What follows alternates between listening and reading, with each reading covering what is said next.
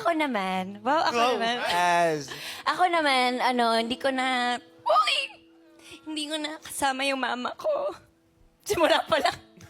10 years old pa lang ako. Hindi ko na siya nakasama. Kasi because of personal problems na ayaw niya na kaming makita. So, huli ko siyang nakita.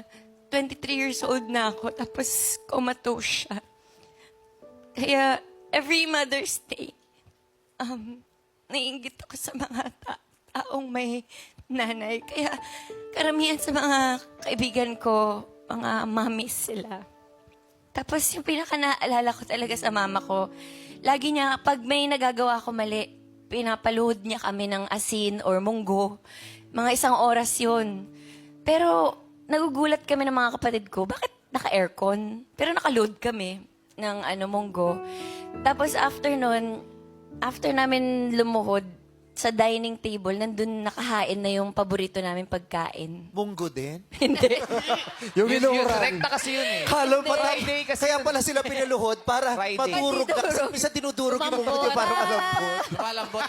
Okay na Kaya pala nakaluhod lang tapos nagpapainit na pala yung nanay niya. Nagsisigang na. Tapos kaya nakabukas si aircon, yung katas ng aircon, yung tubig. Sabi sa'yo may purpose Hindi yung... pala. Hindi talaga. Yung disiplina, hindi kasi showy yung mama ko. Hindi siya makiss, mahug, ma-I love you. Pero marigalo siya sa amin. Tsaka, Pero ano nga muna yung ulam nun? yung lechon manok. May Parang pag kayo pinaparusahan, bigla papakainin kayo ng masarap. Na masarap, yung paborito May bawi. Yes, may bawi. Yung pagbabayaran muna namin yung kasalanan namin. Pero, Dinidisiplina kasi kayo. yes, sa dulo nun, may reward naman. Yes. Ganon yung mama ko. Kaya, never na ako nakabawi sa kanya ng mga panahong kaya ko nang magbigay ng mga gusto niya. Hindi ko na inabot yun. Kaya nung nawala siya, huli na pala ang lahat. So, sa lahat ng mga buhay pa yung mga nanay nila, huwag niyong sasayangin yung pagkakataon na hindi na kayo makabawi sa mga magulang ninyo. Kasi hindi natin alam kung kailan yung huling beses tayo makakapagpasalamat sa kanila ng personal. True, di ba? Hindi lahat mayroong pang privilege na ini-enjoy na di ba? Katulad natin na may nanay, kaharutan. Di ba? Ang daming nagmamakaawa.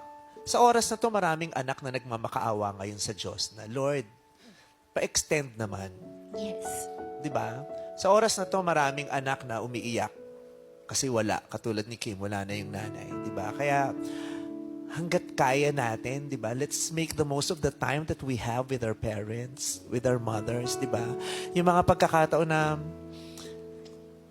kaya na nating magparaya, magbigay. Kasi minsan, di ba, yun ang pinaghahabaan ng away natin. Yung walang gustong magparaya.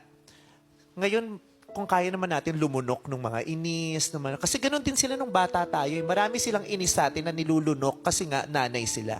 Ngayon naman sila yung matanda, tayo yung anak, tayo yung kailangang magparaya. Na kung kaya yun, gawin natin kasi okay sa mawala. Tama. Tapos wala nang panahon, di ba? Kesa ang huli na Tayo lahat. din naman ang malulungkot, di ba? Pero Kim, kumakain ka pa ng munggo ngayon. Yung munggo! Siyempre. And then, makain ako syempre. Eh, ng asin. Oo. Tsaka ng asin.